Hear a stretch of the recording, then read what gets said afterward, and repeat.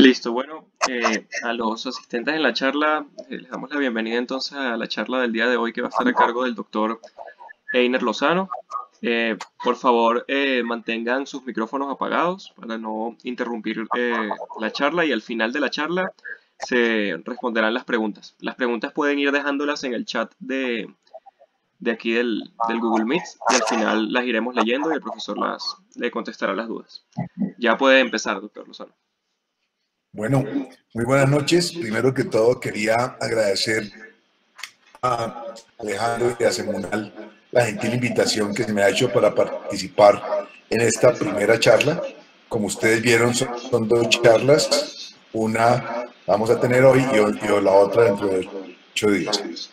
Bueno, la idea es que vamos a hablar sobre el SARS-CoV-2 y las plantas. Hay que historia. Real, parece que está un poco lento. Ok. Realmente, la idea es que hay que ubicarnos en la historia y hay que mirar que ha habido muchas pestes y pandemias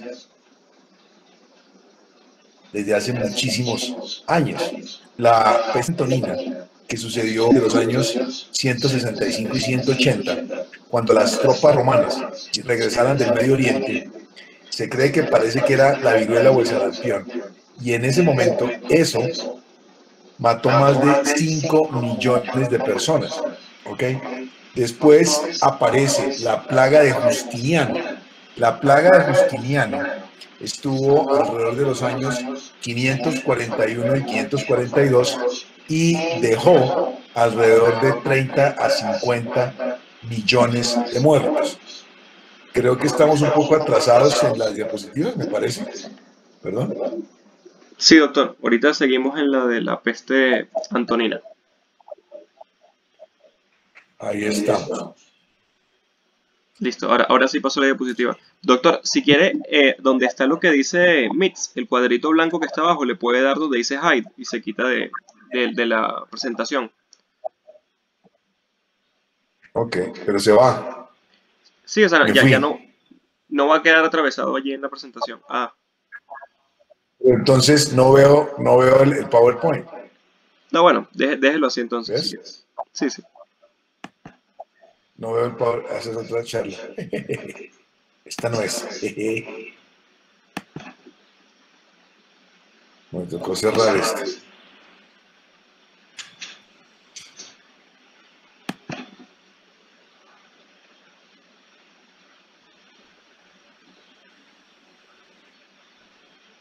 No, algo pasó. Creo que nos fuimos. Algo pasó acá. Allí está abriendo ya esa charla. Está un poco lento, no sé si es el internet mío o alguno de esos. Entonces ahora esperemos un poco. Esperemos un poquito. Refresquemos la garganta. Y ahora sí les debe aparecer a ustedes en unos pocos segundos. Está muy lento esta vaina. Muy, muy lento. Entonces estamos hablando de la peste negra. La peste negra, y esta parte sí es muy importante, me voy a detener un poquito acá.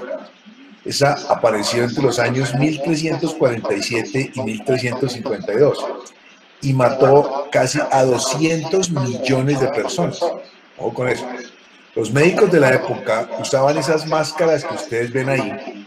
Esas máscaras tenían un pico en donde colocaban las plantas aromáticas para evitar los malos olores. Y además tenían unos ojos de cristal para evitar contaminarse. Después de esa peste negra aparece la viruela hacia más o menos los años 1520, después de la conquista de América. Se cree que más o menos produjo 56 millones de muertos. 56 millones. ¿Okay? El internet está un poco lento porque ustedes todavía están allá. Eso. 56 millones de muertos. Y tal vez una de las cosas más importantes, que es muy parecido a lo que estamos viviendo ahora, fue la gripe española. La gripe española, a pesar de que se llamaba española, fue en los Estados Unidos. En ese campamento que ustedes ven ahí, se llama el campamento Funston, en un fuerte que se llama el Fuerte Riley. Esto fue en Kansas y apareció el 4 de marzo de 1918. Estamos hablando de hace casi 100 años. Y esto es importante lo que vamos a ver ahora. 4 de marzo, o sea, hace más de 100 años, empieza entonces esa gripe española. Pongamos en contexto que estaban los fuertes y la cosa porque estamos en la Primera Guerra Mundial. Esa parte es importante que la tengan en cuenta. Y el cocinero del campamento, que se llamaba Albert Hitley, en la mañana reportó que tenía fiebre, tos, dolor de garganta, y en la tarde ya habían más de 100 soldados de estos, todos contaminados. ¿Ok? Este Albert, él murió en 1968. Ahí ven la foto que van a ver ahora. Está Albert, que todavía vivió, que fue el primer caso de gripe española del mundo. Y está ahí con su esposa Emma, quien murió en 1977. La idea es que esto es muy interesante porque se llama gripe española. Uno dice, pero ¿cómo es la vaina si eso empezó fue acá en América y empezó en los Estados Unidos, en Kansas? Ok, España era un país neutral en la Primera Guerra Mundial. Pero España, como era un país neutral, sí hace eco de esta gripe, de lo que está pasando, y publican y hablan sobre ella. Mientras que los aliados censuraron toda la información que había sobre esa gripe para evitar desmoralizar a las tropas. En España, inicialmente, por ejemplo, se llamó el soldado de Nápoles, o se llamaba también la enfermedad de moda, pero fue un corresponsal del Time en Madrid quien acudió el término gripe española, y realmente es el término que nosotros conocemos desde hace más de 100 años.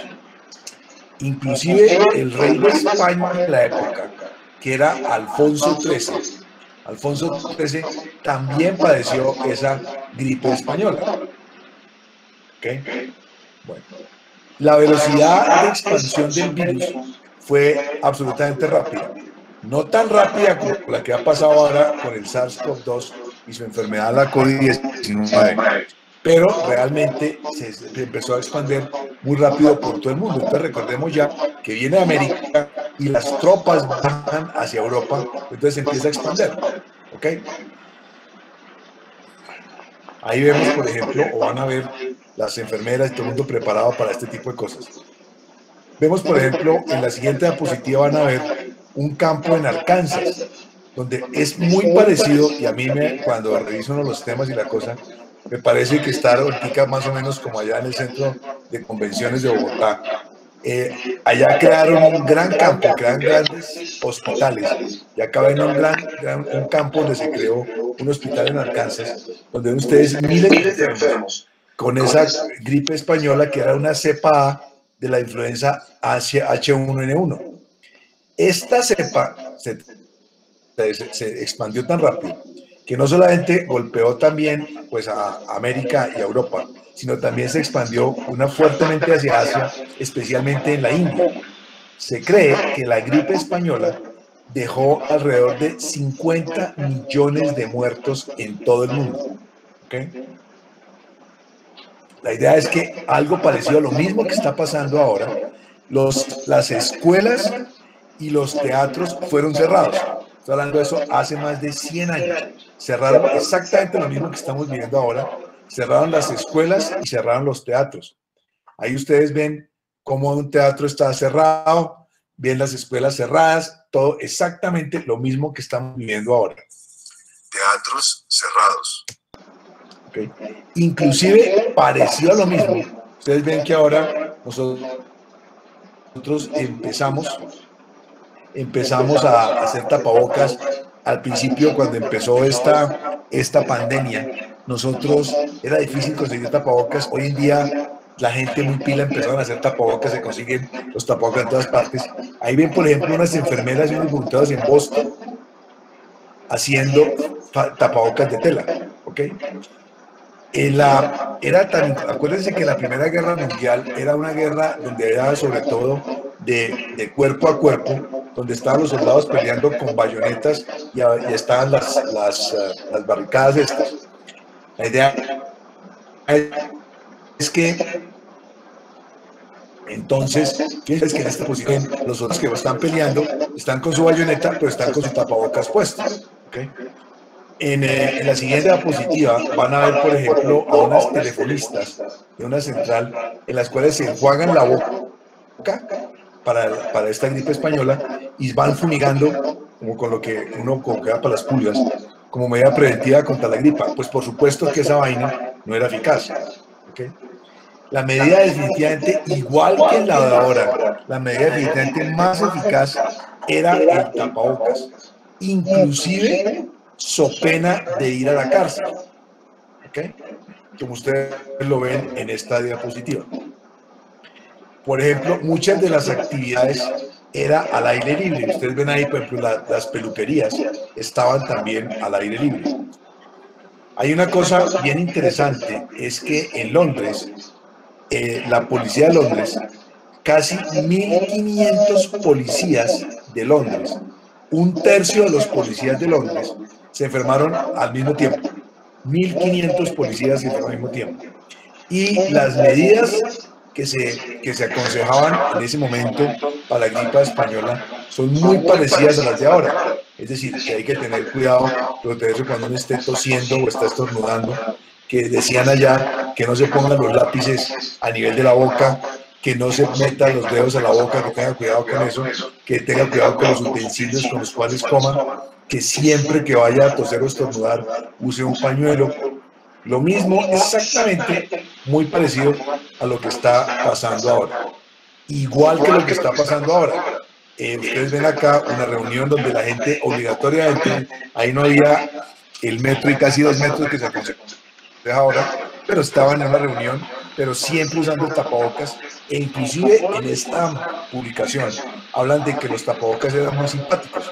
Igual que ahora, uno pasa por una estación de Transmilenio y ve que están vendiendo tapabocas a Batman, a Robin, a Caperucita Roja, a los Tres Mosqueteros, toda esa vaina.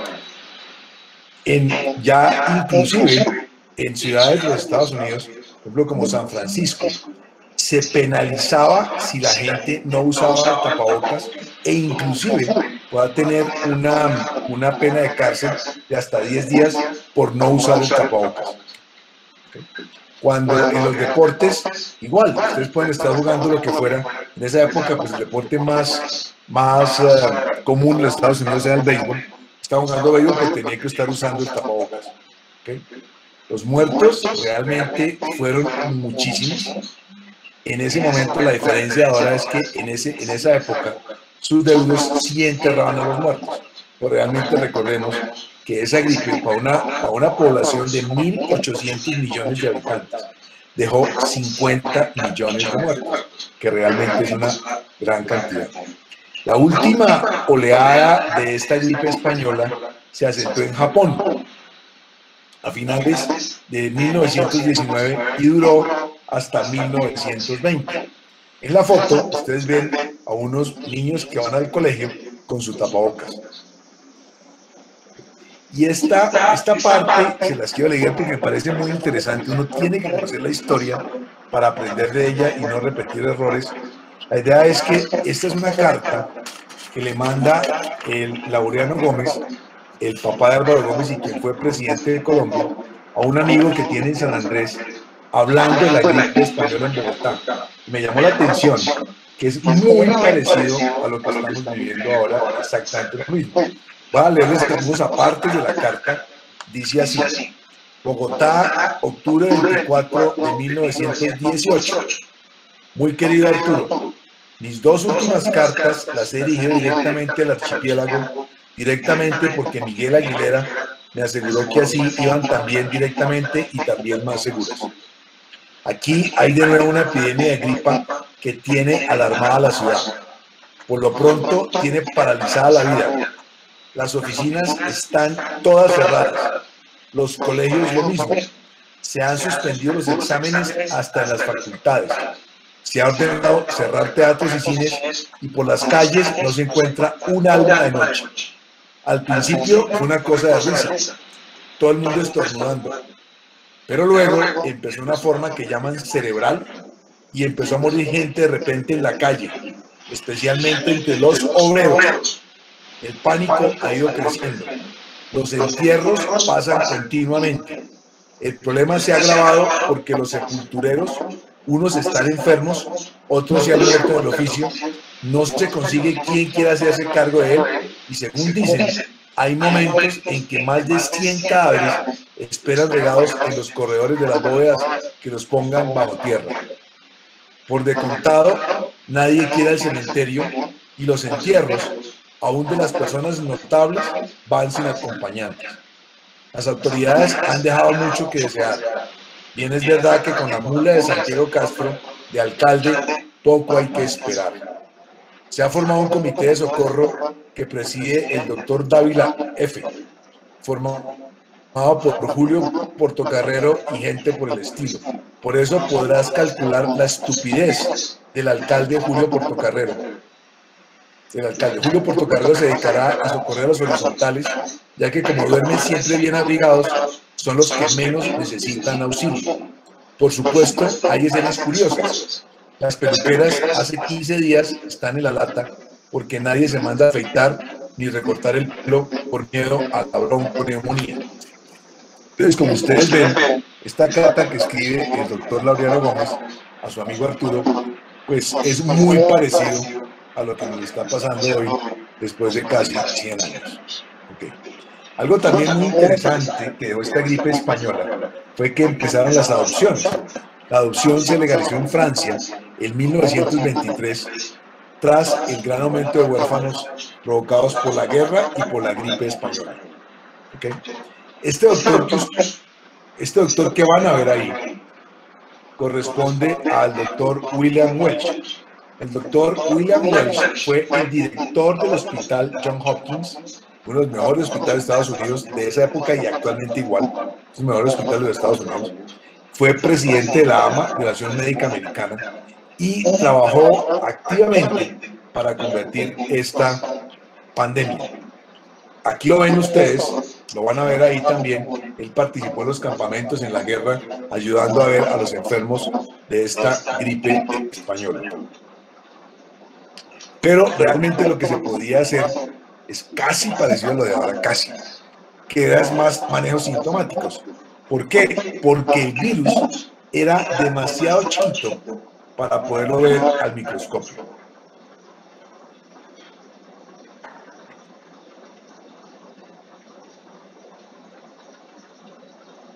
Para un momento acá porque creo que el internet se está como caído un poco. Esperemos que pase la siguiente. Ok. En esa época se usaron todos los medicamentos que había en el momento, pero realmente nada servía. Era manejo eminentemente sintomático.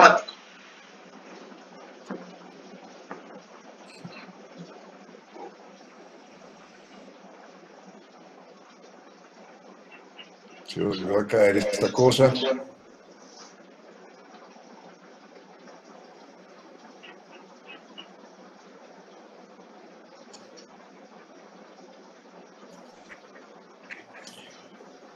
No fue sino hasta 1936, fíjense ustedes, casi 18 años después, en que pues ya se encuentra que el virus, durante todos los años, el virus más estudiado era este que era un H1N1, que es responsable de la influenza, y ya en el 1936 se pudo aislar, y el hecho de haberlo podido aislar fue el primer paso para la consecución de la vacuna.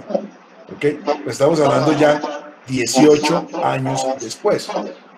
Las primeras pruebas de esa vacuna contra el H1N1 se hicieron en soldados que estaban participando, pero ya no es la primera, sino ya era para la Segunda Guerra Mundial. Ya esperamos la segunda para mirar si la vacuna contra la gripe española de la Primera Guerra iba a funcionar. Entonces, las pruebas que hicieron contra la vacuna se hicieron en esos soldados, pero ya que iban para la Segunda Guerra Mundial.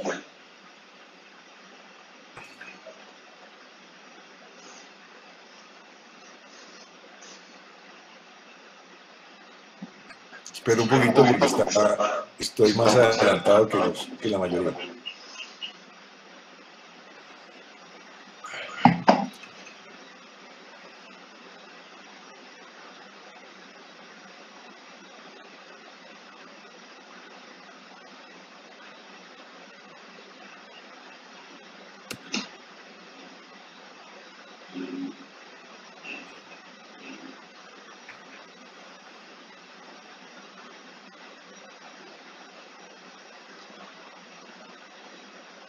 Okay.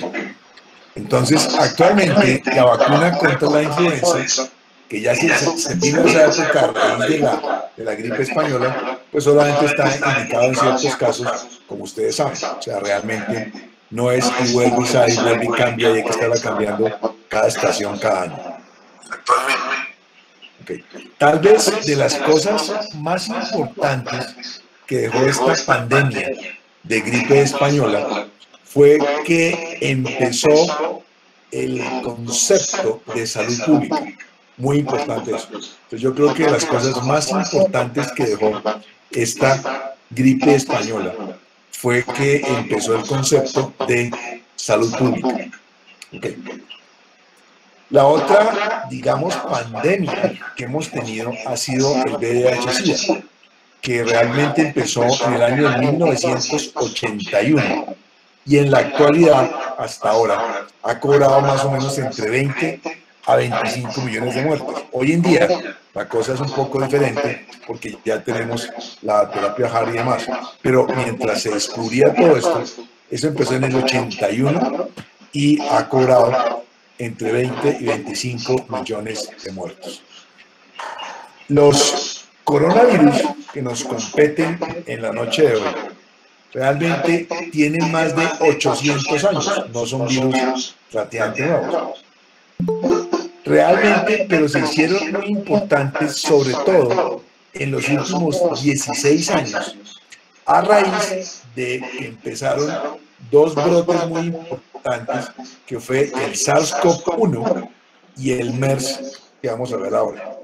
Estos coronavirus, como ustedes van a ver ahí en la diapositiva, antes del siglo XX tenían una muy baja patogenicidad, pero ahora en el siglo XXI, sobre todo ya en el borde del siglo XXI, empiezan con alta patogenicidad, sobre todo con el SARS y con el MERS. El nombre de coronavirus viene por esas espículas que ustedes ven ahí en la diapositiva, que le dan esa forma de corona. Esta es una diapositiva, una electromicrofotografía del doctor Fred Murphy. Okay. Dentro de la historia, y es muy importante porque uno escucha tantas cosas que no sé qué, que el biológico, que la vaina, que no sé qué, que el laboratorio. Es muy interesante dentro de esta parte de la historia del SARS-CoV-2 y su enfermedad, la COVID-19.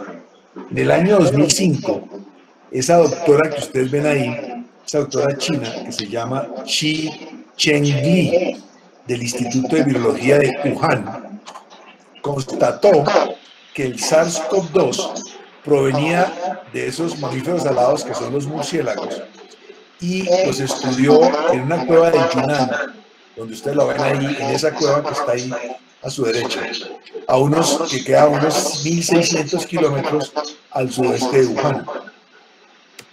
Ella en el año 2017 dijo, esta doctora Shi Chengli publica un artículo muy interesante en donde dice que hay hasta 4 especies diferentes de murciélagos que son portadores del virus.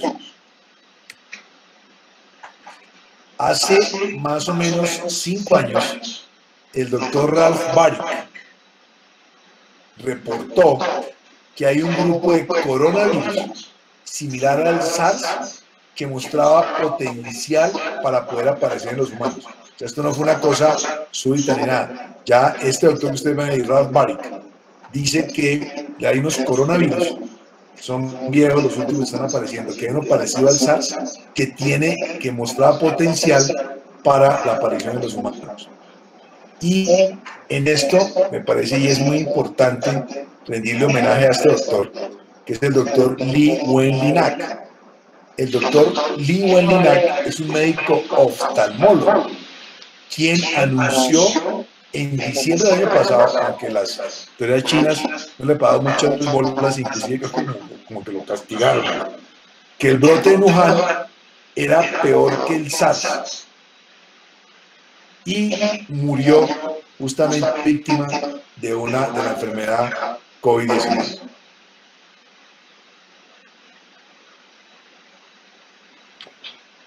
Dentro de esos coronavirus que se volvieron realmente más patógenos, durante 800 años están tranquilos, y en los últimos años aparece el SARS y aparece el MERS, ambos por coronavirus. El SARS apareció en China y en Canadá hacia el año 2002, tenía un R sub 0, lo que llamamos el índice básico de reproducción, de entre 1.8 y 2.5. ¿Qué quiere decir eso? Que una persona puede infectar más o menos a 2 personas y media, así a grosso modo. ¿Okay?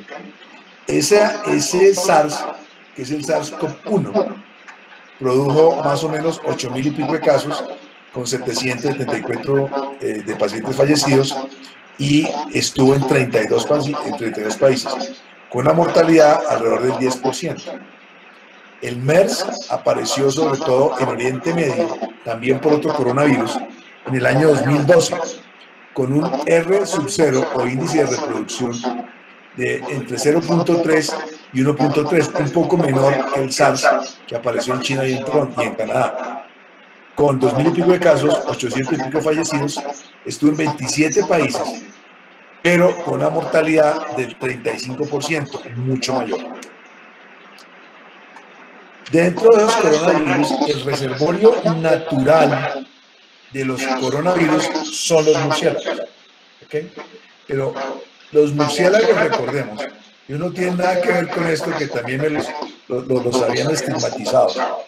Los reservorios, esos murciélagos son esenciales para mantener los ecosistemas.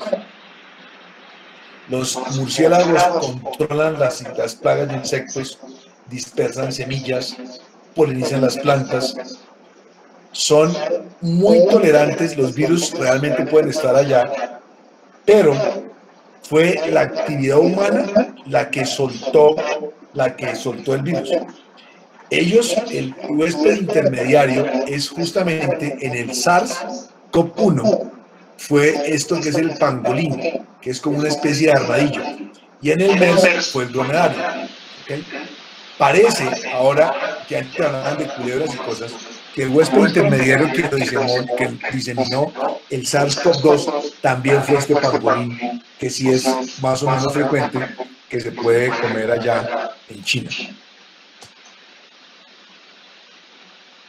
Esta es van a ver ahora unas bellas microfotografías sobre el SARS-CoV-2, en donde vemos que ese SARS-CoV-2 se parece más al SARS de que estuvo en Canadá y en China del 2002 que al que estuvo en Oriente Medio, del MERS del Oriente Medio. Es más o menos parecido, mucho más parecido al SARS-CoV-1 que al MERS en Toronto. Esta ciudad que ustedes ven ahí es la ciudad de Wuhan, donde realmente empezó el brote, en un mercado que se llama el mercado de Hunan. Ahora lo van a ver ahí. Esperemos que aparezca.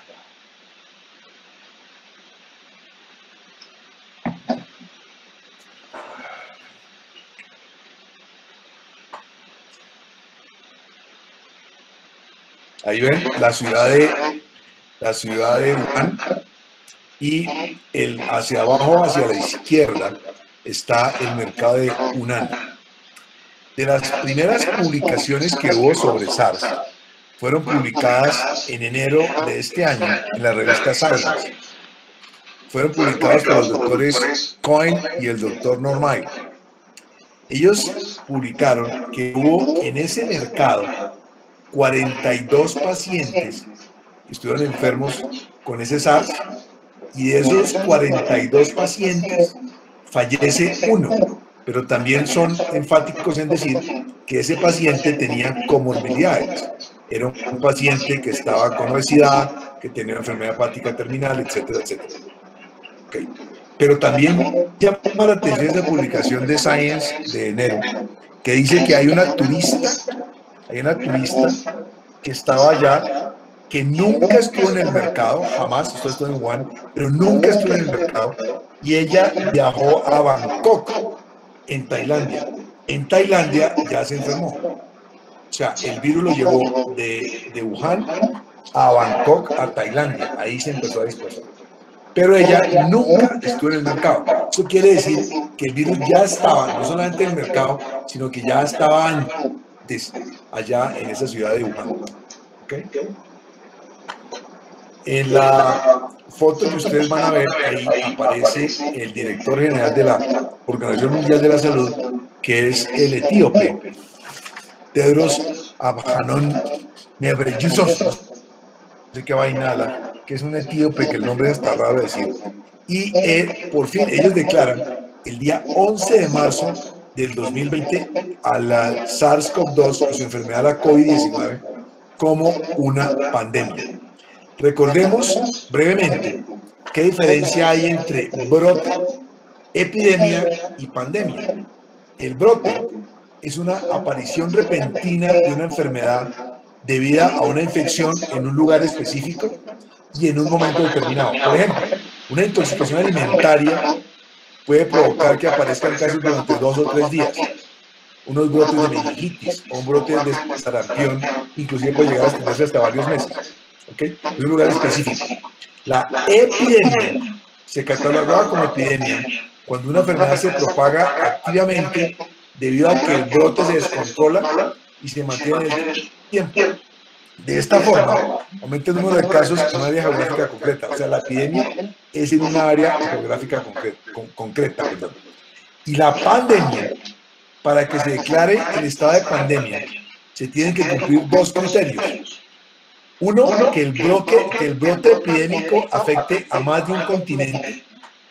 Y 2, que los casos de cada país ya no sean importados, sino que sean provocados por transmisión dentro de la misma comunidad. Mientras los casos eran importados y el foco epidémico estaba localizado en China, la situación fue calificada como epidemia. Pero el momento en que ya vimos toda esa diseminación que se dio, pues ya el 11 de marzo de 2020 se calificó el virus SARS-CoV-2 y la enfermedad de la COVID-19 como una pandemia. Esa fecha es muy importante también. Okay. Ese virus rápidamente se diseminó también en China. Tampoco es que no haya habido casos en China. Claro que hubo casos en China, por supuesto. Y se diseminó especialmente hacia el centro y las provincias del centro y las del sur de China. Okay. Sí se diseminó. Estoy un poquito atrasado en la diapositiva.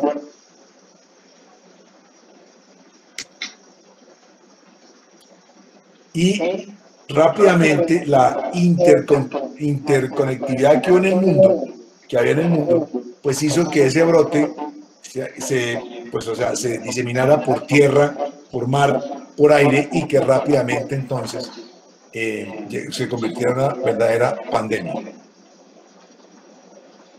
Actualmente no hay ninguna área del mundo que esté libre de esta enfermedad, no existe.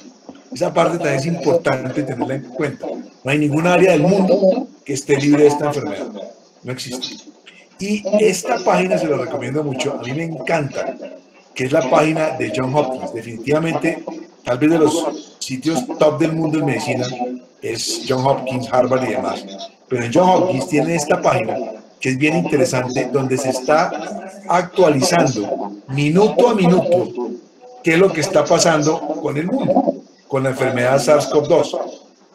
A hoy por la mañana cuando monté esta charla, había más o menos casos confirmados de SARS, de COVID-19. 8.056.492 casos confirmados de SARS, de COVID-19, SARS-CoV-2. Y los muertos del mundo estaban hoy en la mañana en 436.473. La mayoría de los muertos los ha puesto Estados Unidos en primer lugar, después Brasil, después Italia, después Inglaterra, Italia, Francia, España y México. Ese es el orden de lo que ha pasado hasta esta mañana. Pero uno dice, bueno, ¿será que es que esta vaina sí es así o no? Y Colombia sí está reportando, ¿será cierto? Uno pone a mirar y los primeros casos que reportó Colombia fue en abril, 1.500 y pico de casos con solamente 46 muertos. Solamente 46 muertos. Pero, por ejemplo, al día de hoy, Colombia había reportado ya 53.168 casos con 1.808 muertos. Y si uno se pone a revisar si las estadísticas realmente coinciden o no, pues efectivamente, el día de hace 2 días, al día de ayer, en el ministerio reportaban más o menos 1.726 muertos. O sea que los datos que estamos subiendo a esta página son reales. O sea, esta parte me parece muy importante. Entonces, si ustedes quieren saber qué está pasando en el mundo con todos los casos de la enfermedad COVID-19, no es más que toda esa página que es absolutamente libre para todos. Aquí vamos a ver más o menos cuál es la capacidad instalada para la atención de la enfermedad COVID-19 en nuestro país. Según acá, los datos del ministerio, justamente, en Colombia existen en total, hay una capacidad de camas hospitalarias de 40.156, hay una capacidad de cuidado intermedio de 3.176 y hay unas camas de cuidado intensivo de 5.462. Okay.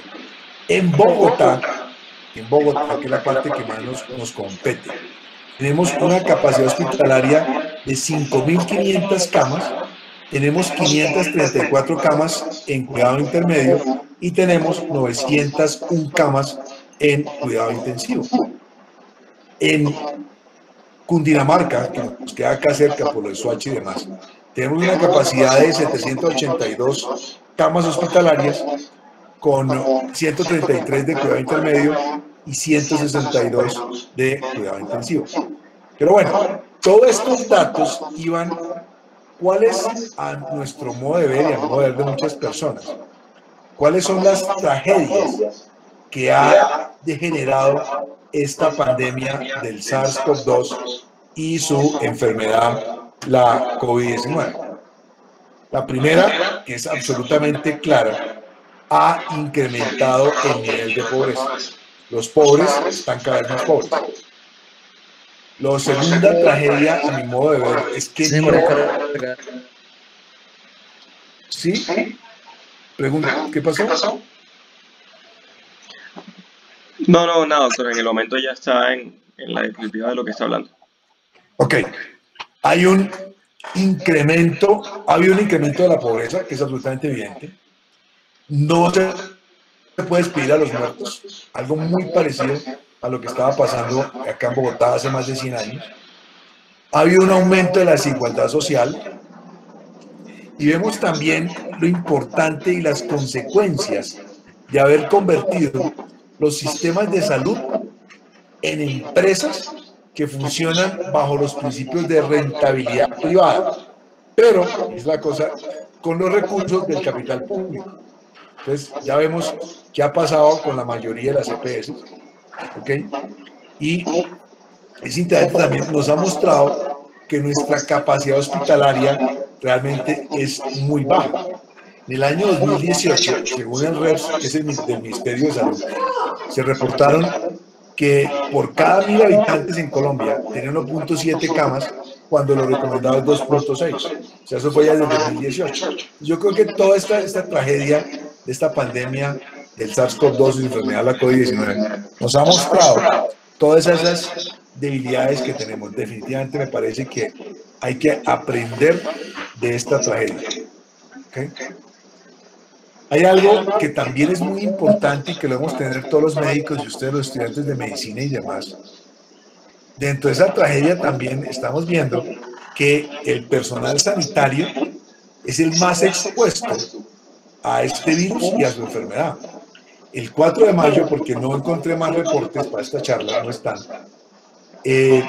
se decía el 4 de mayo que del personal sanitario en Colombia se han contaminado 427 personal sanitario, de todos, no solamente médicos, enfermeras, auxiliares de enfermería, las señoras del aseo. A mí personalmente me parece que las del aseo son las que más me preocupan, porque son las que siempre están ahí metidas, con una mortalidad más o menos del 1%.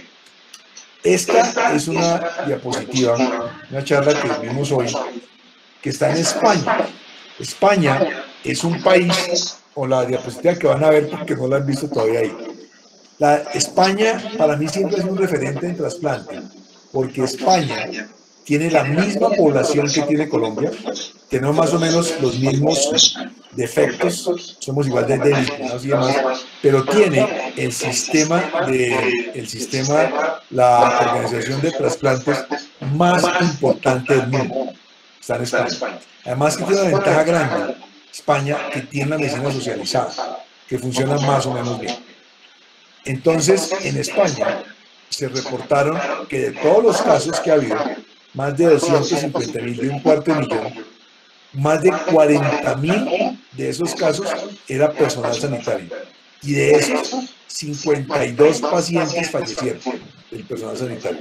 Es decir, que el 16.4% de los pacientes positivos en España ha sido del personal sanitario. ¿Eso qué nos enseña y qué nos debe meter en la cabeza siempre? Que nos toca cuidarnos. O sea, esto no es por pendejear. O sea, cada vez que estemos en los hospitales, nos toca tener los elementos de protección. ¿Que es una mamera? Sí. ¿A quién le gusta tener esa vaina apretada, esa madre máscara de acá, el otro tapabocas acá?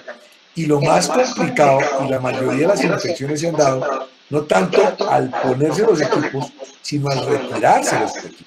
O sea, el problema es cuando ya está harto de que ya estoy saliendo, ahí es cuando viene la contaminación y la disemina uno, y lo más grave, que la puede diseminar a sus seres queridos. ¿Ok? Bueno. Dentro de lo de trasplante y la enfermedad COVID-19, este tal vez es uno de los primeros artículos que ha salido y que empiezan a enseñarle a uno, porque realmente de esta enfermedad, todos estamos aprendiendo. El mundo está aprendiendo. Todo está aprendiendo. Y en trasplante y COVID-19, con más razón. No sabemos. Entonces, pero de las cosas que decía este artículo, que fue hecho por el grupo de la Universidad de Toronto, que para mí es uno de los mejores grupos que hay en el norte de América en trasplante, que fue hecho por la Universidad de Suiza, de Lucerne, que es un sitio muy, muy fuerte en trasplantes. El Instituto de Miami, en Florida, también es muy fuerte.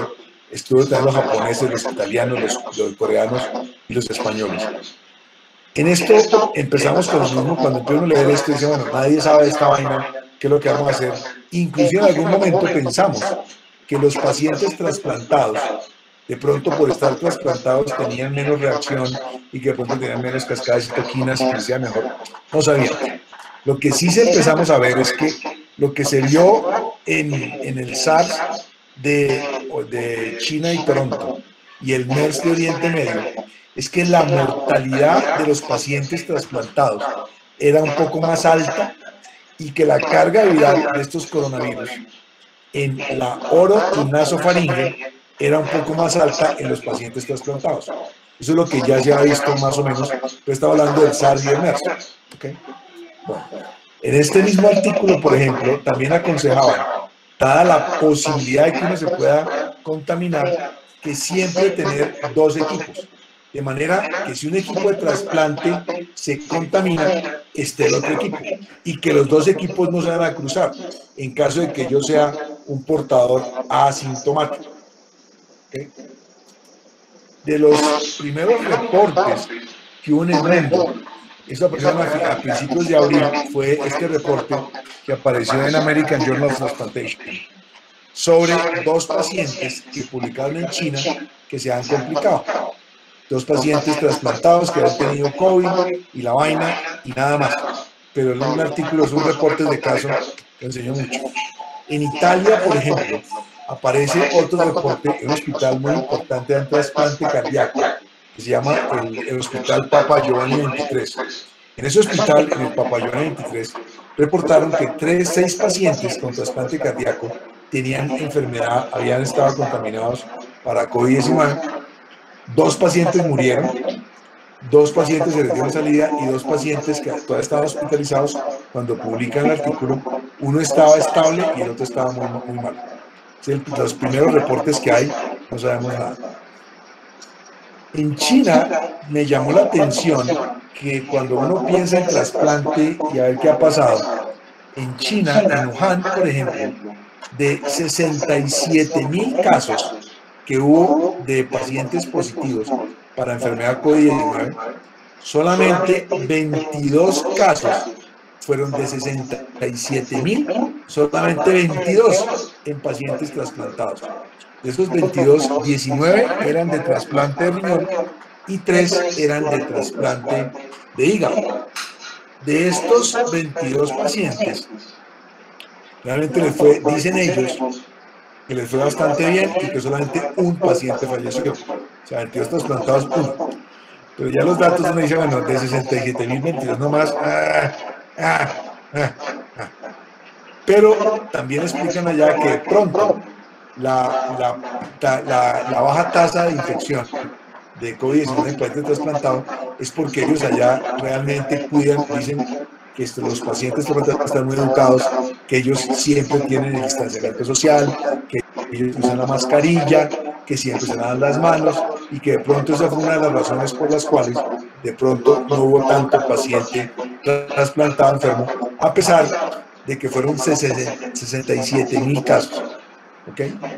Tal vez uno de los mejores artículos que aparece sobre COVID trasplante es este publicado en el Journal of Harvard Transplantation, que nos enseña varias cosas que les pongo allí. Lo primero es que una de las cosas que uno ve es lo de la linfopenia en el paciente que tiene COVID-19, pero resulta que la linfopenia en el paciente trasplantado puede ser resultado de la inmunosupresión, al igual que la disminución de la expresión génica de citoquinas como la interleuquina 2, la interleuquina 3, la interleuquina 4, el interferón y el factor de necrosis tumoral. O sea que parece que que la linfopenia y estas citoquinas pueden estar disminuidas simplemente por la inmunosupresión. Lo otro que también dice en este artículo y que es interesante es que el hecho de que estén tomando esteroides, y muchos de ellos toman esteroides, los esteroides inhiben la activación y diferenciación de las células T. Y lo otro interesante con esto, y eso sí es cierto, lo estamos viendo cada vez más, es que los pacientes trasplantados, cuando tienen la enfermedad, no manifiestan las manifestaciones clínicas, no son tan tempranas, justamente debido a la inmunosupresión. Y aunque de pronto hablamos en la otra charla un poco más de eso, de los inmunosupresores, lo que es apropiado, nadie sabía si mantener igual la inmunosupresión o no, etcétera, etcétera, pero parece que una de las cosas que sí se debe tener en cuenta, aunque muchos de ustedes de pronto no entienden esa parte, es uno de los inhibidores de la calcineurina, que es el tacrolimus, a niveles más o menos que están señalados ahí en la diapositiva. Lo que sí hay que retirar definitivamente, y es lo último que vimos incluso en la charla hoy, es el nicofenolato. Esos antimetabolitos, que son las atioprina y el nicofenolato, definitivamente lo que sí está aconsejado es retirarlos hoy, pero hace 2 meses no se sabía. ¿Okay? Hace 2 meses pasa los casos que les pongo ahí. Hay casos ahí, en la siguiente apuesta van a ver, de Wuhan, de Madrid, de Bérgamo en Italia, de Seattle en Estados Unidos, en los cuales no está muy claro si suspender una droga, si ponerle otra vaina, si ponerle esto, si la hidroxicloroquina, sí o no, se le pongo, no se la pongo, qué es lo que pasa con esta vaina. Realmente no había mucha claridad. Ya finalmente, en la medida en que han avanzado las semanas, porque hemos hablado de semanas, ya vemos cómo, por ejemplo, en este reporte de los Estados Unidos del NGS, ya empezamos a ver cosas que son importantes. Al principio, inclusive en la publicación colombiana, en la cual dice que de pronto el paciente trasplantado tiene menos riesgo de hacer complicaciones por la COVID-19, dado la inmunosupresión y que el sistema y que tenemos el control de la cascada de citoquinas, etcétera. No estaba muy claro. Pero con estos datos, por ejemplo, ya pensamos de que definitivamente el riesgo que tiene un paciente trasplantado cuando hace enfermedad COVID-19 sí es mucho mayor. Entonces ustedes ven acá este reporte ya de los Estados Unidos, en los cuales vemos que de 832 pacientes trasplantados, 133 murieron. Definitivamente sí es mucho más alta la tasa de mortalidad. De eso se está reportando trasplantes de riñón, de hígado, de corazón, de pulmón y trasplante dual. Definitivamente sí es mayor. O sea, lo que nosotros pensamos inicialmente que de pronto no era tanto problema y que el paciente trasplantado por tener las drogas le ayudaba, nada. O sea, el paciente hay que cuidarlo más todavía. Un paciente trasplantado hay que cuidarlo más. Sobre todo pensando que en Colombia tenemos alrededor de 14.000 pacientes trasplantados de diferentes órganos. 14.000. O sea, esos 14.000 colombianos nos toca cuidarlos todavía más. ¿Okay? De los niños trasplantados, no hay reportes de que se hayan infectado con COVID-19 hasta donde yo pude hacer esa revisión. Seguramente a hoy debe haber, pero no conozco cuáles son los casos y cómo les ha ido.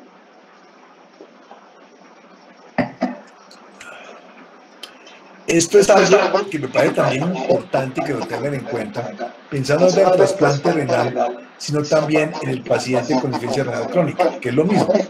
A mí como familiar me toca sí o sí llevar a mi familiar, si está en hemodiálisis, lunes, miércoles, viernes, martes, jueves, sábado, a donde esté, al centro de diálisis. Y el trasplantado, cómo les va, y si está en peritoneal.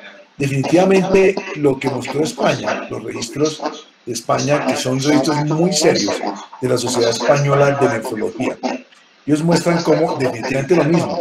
El paciente renal le va peor si tiene COVID-19. O sea, ¿qué nos enseña esto? El paciente renal que tenga enfermedad renal crónica hay que cuidarlo más también. O sea, nos toca aislarlo y cuidarlo mucho más. Que fíjense ustedes, por ejemplo, que la mortalidad de los pacientes en diálisis que han tenido COVID-19 en España es casi el 27%. Y los pacientes que han tenido COVID-19 y han sido trasplantados de riñón, 23%. Les va un poco mejor a los de diálisis peritoneal, pero es lo mismo. Fíjense ustedes que yo estoy en peritoneal, quiere decir que estoy en mi casa. O sea, no necesito salir, entonces me estoy cuidando más. O sea, el mensaje es, definitivamente, el paciente renal crónico también hay que cuidarlo más y el paciente trasplantado nos toca cuidarlo sí o sí más. Esto es un reporte reciente del 8 de junio, en el cual muestra, de la Sociedad también Española de Nefrología, cual muestra cada vez cómo los pacientes renales, estos pacientes renales, lo van a ver ahorita, cada vez la enfermedad ya pasó su pico y empezó a caer. Entonces, ahí ven cómo ya la enfermedad al 6 de junio ha caído. Su pico estuvo más o menos a principios de mayo, primera y segunda semana de mayo, y ya hoy, 6 de junio, ya empiezan a caer. En la mayoría de las partes de España, por ejemplo, los trasplantes se pararon. En los sitios donde sobre todo estaba la epidémica, la cosa, no en todos los sitios, pero los sitios donde la cosa estaba muy complicada, como en Barcelona, por ejemplo. Entonces los trasplantes cayeron y ya a las segundas de las semanas llegaron casi a cero, pero ya hoy en día están retomando otra vez la actividad trasplantadora, como ustedes la ven ahí en esa diapositiva. De esto, definitivamente, y ya casi terminando, lo que hemos aprendido después de los consensos, por ejemplo, este consenso que tienen a su izquierda, en muchos países de España, Estados Unidos, Finlandia, Israel, Italia, todos, son estas conclusiones que les pongo allí. Primero, en los pacientes con trasplante renal COVID-19 confirmado o alta sospecha clínica y que tenga presencia de infiltrados pulmonares, debe considerarse solicitar estudios adicionales que permitan descartar potenciales infecciones oportunistas. Porque acuérdense que el paciente trasplantado tiene, por su mismo inmunosupresión, infecciones oportunistas. Entonces a ellos, sí o sí, también hay que descartarles, aparte de que tengan COVID, que no tengan micobacterias, hongos o citomegalovirus. ¿Okay? En los pacientes trasplantados con infección por COVID-19 y compromiso pulmonar, si la placa ya muestra alguna cosa o la oximetría muestra alguna cosa, hay que hacerle sí o sí toda la teoría completa, no es pájaros en la casa, que tiene un cuadro hemático completo, ferritina, lactato deshidrogenasa, de pronto hablamos un poquito más en la próxima charla de algo de esto, la proteína C reactiva, el dímero D, el fibrinógeno, la troponina, transaminasas y un perfil líquido completo. Esto siempre es lo que debemos calcular. ¿Okay? Y la conclusión hasta ese momento es que los procedimientos de trasplante renal podrían continuar siempre y cuando la pandemia no tenga los recursos hospitalarios agotados y se garantice la seguridad en los tres procesos diferentes: en la seguridad en el donante, la seguridad en el receptor y la seguridad del equipo trasplantador. Entonces, porque fíjense ustedes que los hospitales y el personal médico son factores de riesgo de infección para el donante. Entonces, siempre hay que cuidar todo eso. Entonces, uno tiene que mirar, si se va a hacer trasplante, tiene que tener muy claro la seguridad del donante, del receptor y de todo el equipo trasplantador. Que es la conclusión. Y algo también ya que me llamó muy la atención. Si ustedes entran a esta página, el Global Death, el Global Death le dice a uno, en enero, la causa más frecuente de muerte del mundo era, primero, malaria, segundo, malnutrición y tercero, homicidio. Hoy en día, en la misma página, la causa más frecuente de muerte del mundo es la enfermedad por COVID-19. La enfermedad COVID-19, en segundo lugar, malaria, y en tercer lugar, la malnutrición. Entonces, en esto es importante. O sea, esto es algo que es muy serio, que nos toca estar metidos, que nos toca ser muy responsables con todo lo que estamos haciendo. Esto es más o menos la capacidad hospitalaria de las UCIs, que es una cosa que yo no puedo entender por qué están siempre metidos en las UCIs, que las UCIs, y lo jodido es, de cuánto lo vamos a ver en otra charla también, cuando el paciente ya va a UCI, ya empezamos perdiendo. Si yo tuviera UCI, la posibilidad de mortalidad es casi del 50%. O sea, si me van a intubar, mi posibilidad de muerte es casi del 50%. Entonces ya entré poniendo. Entonces la idea es que uno debería no pensar tanto en esto, sino en antes de que no vaya a llegar a UCI. O sea, hacer la prevención y que no vaya a llegar. Y si medio nosotros hemos hecho esto, que lo ha hecho varias partes, consideramos que esa enfermedad del SARS, del COVID-19, tiene como 3 estadios. Un estadio 1, donde la infección es temprana, un estadio 2, que es la fase pulmonar, y un estadio 3, que es la fase de hiperinflamación. Si nosotros pensamos en esto, más que pues la UCI está bien y que el ventilador y que la joda y que no han llegado los ventiladores, pero hay que concentrarse sobre todo en el pre, es decir, en estar aislados, no lo alcanzan a ver ahí, en esto, antes en el pre y en la fase 1, donde realmente la infección es temprana. Hemos visto muchas cosas de lo que está pasando acá, de lo que hay que hacer. A mí me parece que dentro de eso hay que concentrarse acá, es en algo que acabemos el virus primero. Acaba de salir, ojalá, esa droga rusa que es el Avipavir, pero también hay que mirar muchas cosas. Y eventualmente, si a mí me hacen lavar las manos y el alcohol, ¿por qué no podría yo, por ejemplo, con el mismo alcohol, hacer nebulizaciones con alcohol? ¿Por qué no puedo tener, por ejemplo, aunque hay controversia, hay que mirar, los virucidas, lo que mata el virus, hay que jalarle fuertemente en este estadio temprano, en la fase 1.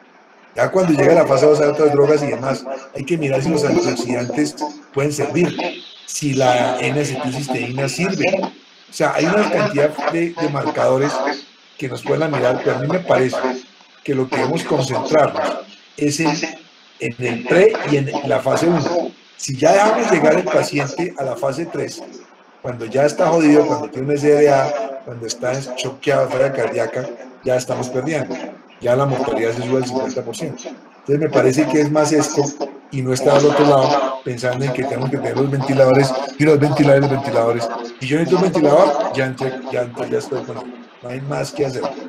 Entonces es importante trabajar en eso. Y ojalá que esa droga nueva, vamos a mirar dentro de 8 días qué hay de eso. Si el Apifavir, esa droga que salió, esa droga está en Rusia, pero los primeros trabajos, según yo alcancé a ver esta mañana, fueron en China. O sea, está en Rusia y Rusia la compró, pero el Apifavir, inicialmente los primeros trabajos fueron en China.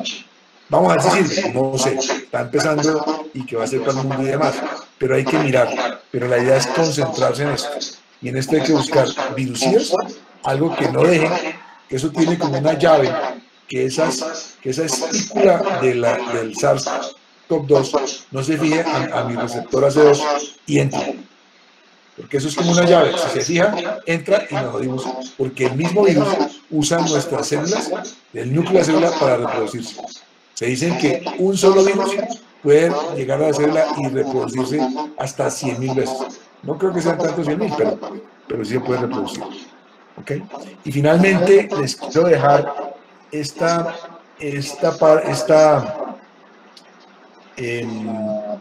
escrito de la doctora que pasó acá en este libro, que está en este libro, que se llama The Best Care Possible, de Ira Bayo, en el cual dice lo siguiente, me parece muy importante. Dice, hace años, un estudiante le preguntó a la antropóloga Margaret Mead cuál consideraba ella que era el primer signo de civilización en una cultura. El estudiante esperaba que Mead hablara de anzuelos, ollas de barro o piedras de moler, pero no. Mead dijo que el primer signo de civilización de una cultura antigua era un fémur que se había roto y luego sanado. Mead explicó que en el reino animal, si te rompes una pierna, mueres. No puedes huir del peligro. Ir al río, tomar algo o buscar comida. No puedes hacerlo. Eres carne de bestias que merodean. Ningún animal sobrevive a una pierna rota el tiempo suficiente para que el hueso sane. Un fémur roto que se ha curado es evidencia de que alguien se ha tomado el tiempo para quedarse con el que se cayó, ha vendado la herida, le ha llevado a un lugar seguro y le ha ayudado a recuperarse. Me dijo que ayudar a alguien más en las dificultades es el punto donde comienza la civilización. Muy bien. Chacho, ahora sí, preguntas. Alejo. Listo, muchísimas gracias por la conferencia, doctor, en verdad. Muy completo todo y muy interesante todas esas imágenes y esos datos. Si tienen algunas preguntas, en el chat pueden hacerlas. Por ahora no hay ninguna pregunta en el chat, doctor. Ok. Doctor, yo sí tengo una pregunta. Cuéntame, Mateo. Profe, de pronto, no sé si dentro de lo que pues usted sabe, porque si se conoce exactamente cuál sería, digamos, la razón o por qué, digamos, estaría contraindicado en este caso o debería suspenderse medicamentos como la azathioprina, que es un antimetabolito, porque pues yo estuve de pronto revisando otras cosas y hay otros antimetabolitos como por ejemplo el metotrexato o cosas así que no han demostrado que haya relación con el paciente. Entonces digamos que porque estos medicamentos pueden ser más tienen que ser más controlados en pacientes trasplantados. Mire, hermano, en esto estamos aprendiendo todos de esta manera. Lo que es claro, lo que tú dices muy cierto, dentro de los antiinflamatorios que han empezado a funcionar y que algunos aconsejas para esta enfermedad es el metotrexato. ¿Okay? Pero dentro de los que no se aconsejan para el paciente trasplantado, porque se ha visto, han hecho varios estudios donde muestran que definitivamente el micofenolato y la azathioprina, si en el paciente trasplantado es mejor bajarlo o suspenderlo porque les va peor. ¿Por qué? No sé. Pero también te puedo decir que el metotrexate, no en un paciente trasplantado, los pacientes sí están mostrando resultados más o menos. Igual que ahorita puedo decir, ¿por qué la colchicina, que también el antiinflamatorio puede funcionar? Yo creo que puede funcionar. Estamos hablando de drogas menos costosas que lo que es el Remdesivir o el API o no sé, cualquiera de estas que están metidas allá. Hay cosas que pueden funcionar. Yo me empecé desde antes. Yo les invitaría a mirar, bueno, ¿por qué no el alcohol, para empezar a estar suave? ¿Por qué no el alcohol podría matar al virus? Si yo me lo puedo matar acá, el alcohol etílico estamos hablando, yo me lavo con alcohol y estoy matando el virus, ¿por qué yo no podría hacer nebulizaciones con alcohol etílico que está descrito?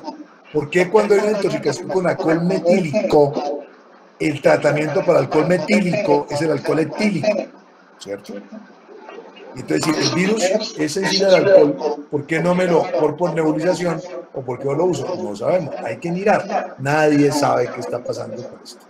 Hay drogas nuevas, ojalá que esta droga que está en Rusia pueda funcionar. Me parece que hay que arrancar desde antes de la fase 1 o máximo de la fase 1. Si vamos a llegar a la fase 2, ya empezamos mal, pues si la fase 3 también. De pronto la vamos a dar después. Entonces no te sé decir, lo que sí te puedo decir es que lo que está escrito es que al paciente con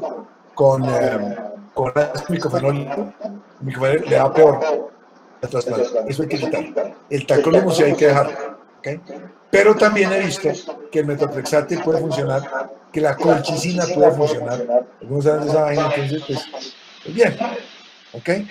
Los otros están hablando, por ejemplo, también hay una cosa interesante, los esteroides en cierto momento, pero cuando damos esteroides, lo damos ya en la fase 2-3.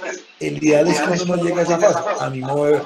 Pero hermano, estamos hablando de alguien, profesor de anatomía, y tengo idea como trasplante, pero hasta ahí nomás. ¿Sí me entiende? Yo no estoy metido en la guerra. Sí, pero en teoría, me parece que lo que sí hay que hacer es antes. Yo creo en el alcohol, yo no sé. Y si no puede ser etil, si no se puede, aunque sea tomado alguna vaina, ¿será? No sé. Pero entonces lo que sí está escrito es que el micofenato no funciona, no es bueno, pero el metotrexate sí está escrito en algunas cosas que están funcionando, igual que la colchicina. Más preguntas, porque seguramente entre 8 días podemos hablar más y todos hemos leído un poco más y hemos aprendido, no sé. Listo, doctor, aquí John Jairo le pregunta, doctor, ¿un órgano proveniente de un paciente trasplantado que por X razón no se le haya hecho prueba de COVID puede tener una carga viral suficiente para infectar al receptor? Absolutamente sí, claro. De hecho, fíjense ustedes que la experiencia que ha habido es con el SARS-CoV-1. Para que ustedes se ubiquen y les quería contar la historia, porque es que los coronavirus ya los hemos tenido, esto no es una cosa nueva. Tienen 800 años. Se volvieron malitos hace unos 20 años. Entraron al humano. Y fue el SARS-CoV-1, que fue en China y en Toronto, y el MERS, que fue en Oriente Medio. Son coronavirus. Okay. Entonces, lo que se ha escrito allá es que esos coronavirus allá, pues, tienen ese índice tienen mayor infectividad. Los pacientes trasplantados tienen eso, y sobre todo el donante, el 15% de los donantes podrían tener virus en la sangre, RNA anemia. ¿Sí me explico? Eso fue con el SARS y con el CoV. Ahorita no sabemos tanto acá. Entonces, por eso es importantísimo que todo paciente, si va a haber un donante, tiene que tener sí o sí examen para SARS-CoV-2. No hay nada que hacer, porque sí se puede encontrar. Entonces, el ejemplo que nos dieron fue el SARS-CoV-1 y el MERS al otro lado, donde sí se encontraron en la sangre, estaba el virus también, en el 15% de los posibles donantes estaba en la sangre. ¿Okay? Entonces, sí hay que hacerlo. La respuesta es sí. Yo no trasplantaría, yo no dejaría a un familiar que le pongan un órgano si no sé si el órgano tiene SARS-CoV-2. Así nomás, para darles un ejemplo, en una charla que estuvimos con la gente de cardio infantil, ellos habían programado a un paciente que venía de Pereira para hacer donante de riñón. Estaba asintomático y le hicieron la prueba estando asintomático y tenía SARS-CoV-2 positivo. ¿Ok? Entonces, ¿qué hay que hacer? Sí, hay que hacerlo. ¿Más preguntas? Listo, doctor. Aquí Samuel Cortés le pregunta, quería saber si es posible hacer trasplante de pulmón en caso de COVID cuando hay daño pulmonar grave para mejorar la recuperación.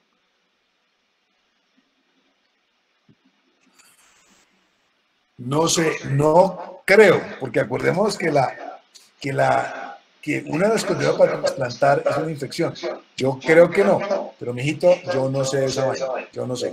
Yo creo que no, yo no lo haría, no lo haría. Pero también me pregunto, bueno, pues si fuera mi papá y resulta que está muriendo y no tiene la vaina, no sé. Pero el hecho de que, acordémonos que la infección per se es una contraindicación para trasplantar. ¿Okay? De hecho, el programa que más se cayó en España fue el de pulmón. Yo creo que no. Yo no lo haría, pero no sé. Toca hablar con la gente que sepa eso. Pues sería un caso muy complicado. No sé. Yo no lo haría. ¿Más preguntas? Listo. Camila Hurtado Guzmán pregunta, quisiera saber qué opinión tiene usted sobre el uso de dexametasona. Experiencia, pues lo que uno lee nomás, pero me parece que en la fase 2, en cierto momento funciona. Porque acordemos que las esteroides también actúan a nivel del linfocito T. Me puedo bloquear el linfocito T. Entonces, lo que me va a ayudar a defender es que esto es un equilibrio. Si el linfocito va a ayudarle a combatir el SARS, está bien. Pero si después se crea toda la cascada inflamatoria, me va a joder. ¿Sí me hago entender? Entonces, llega un momento en que sí. Inicialmente se decían, hay una fase donde hay que ponerlo, y para mí, en la fase 2 o 3, sí hay que ponerlo. Y la dexametasona decía no, hoy en otra vaina que veíamos allá, que está dando como resultados, a mí me parece que sí hay que ponerlo, como un buen antiinflamatorio. Oye, el antiinflamatorio más potente que existe son los esteroides. Y si ya está en la fase 2, 3, sí, pero yo no lo pondría en la fase 1. ¿Sí me entienden? No en la fase 1, en la fase 2, 3. De pronto sí. De pronto no, hay que ponerlo. Igual que la anticoagulación. O sea, definitivamente ya sabemos que hay microtrombosis. O sea, paciente que tiene esa vaina se hospitalizó, por lo menos en enoxaparina profiláctica, papá. Nada que hacer.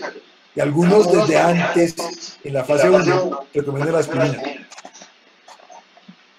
Pero antes de, si ya voy a esta fase, me voy con enox o con heparina. Listo, aquí doctor, una última pregunta de Iván Andrés Bonilla. Dice, profesor, ¿usted cree que en un paciente que tiene anticuerpos para SARS-CoV-2 o registro de infección anterior debería ser en este momento una contraindicación para ser donante? A ver, hay varias cosas que hay que ver. Yo personalmente considero que esa prueba rápida es un negocio. ¿Por qué? Usted no está diciendo nada, que es positiva y que la vaina y tiene una posibilidad, tiene una sensibilidad de solamente el 40 al 50%. Ahí lo deja uno jodido. Si me sale positiva, el ideal en teoría, esto no es como la hepatitis B, el ideal es que si yo tengo IgM positiva, estoy activo, tengo la enfermedad. Pero yo tengo IgE positiva, en teoría ya me pasó, como si fuera una hepatitis. Eso no es así. Tiene que ir de la mano, solamente con el 40%, tiene que ir de la mano de la carga viral. Yo creo que en ese momento el ideal es tomar no las pruebas rápidas, sino la concentración de IgE y IgM. Yo creo que si yo estoy asintomático, ha pasado o estuve sintomático, han pasado más de 3 semanas y me hacen mi prueba y tengo IgE positiva y mi PCR negativo, estoy curado. O si ya pasaron los 21 días, estoy curado. De hecho, fíjense ustedes que están haciendo algo con la plasmaféresis ahora, de los pacientes, a ver cómo nos va, los pacientes que han tenido COVID y se le está poniendo el plasma a los pacientes para ayudar a recuperar.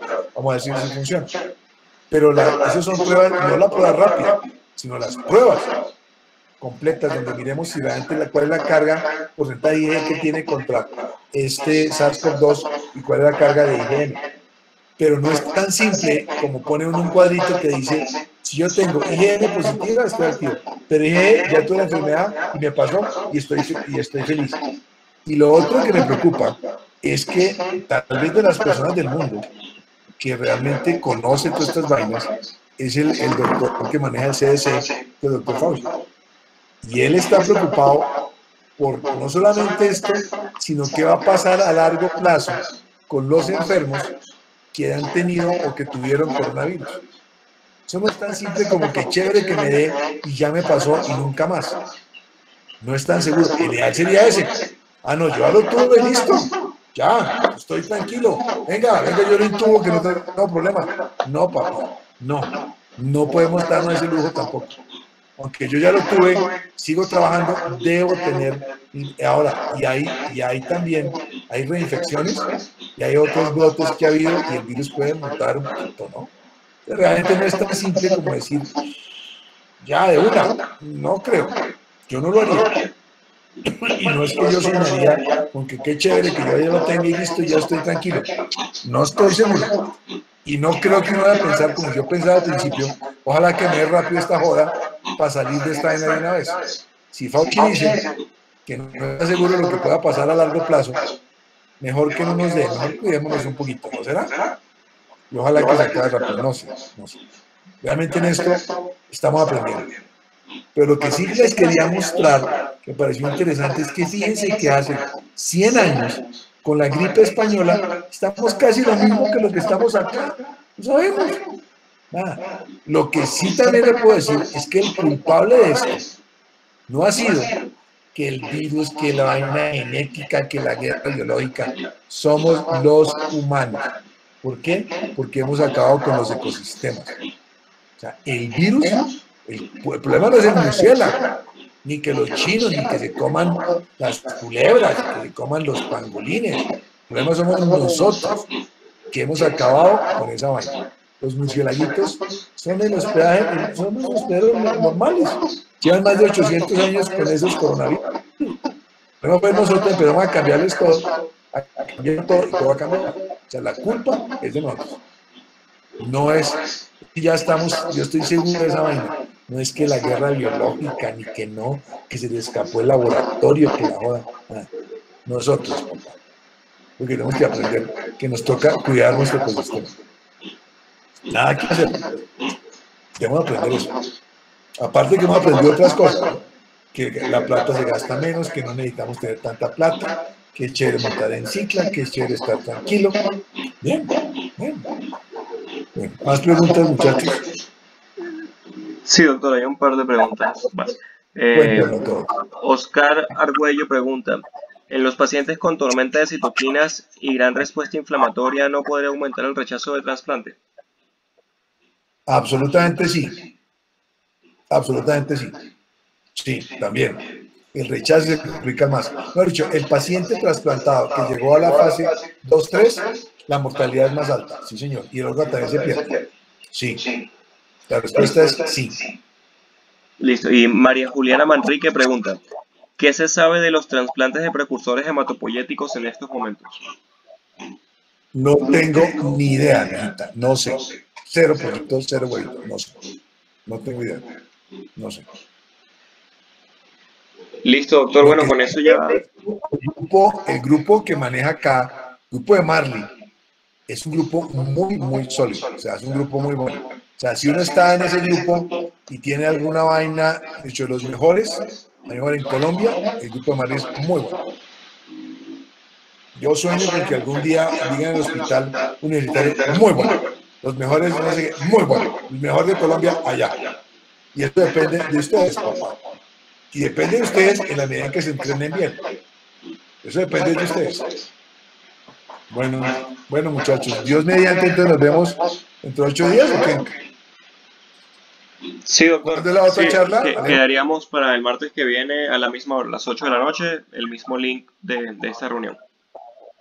Ok, listos. Muy bien. Bueno, muchísimas gracias, profesor. Buenas noches. Buenas noches. Ok. Chao.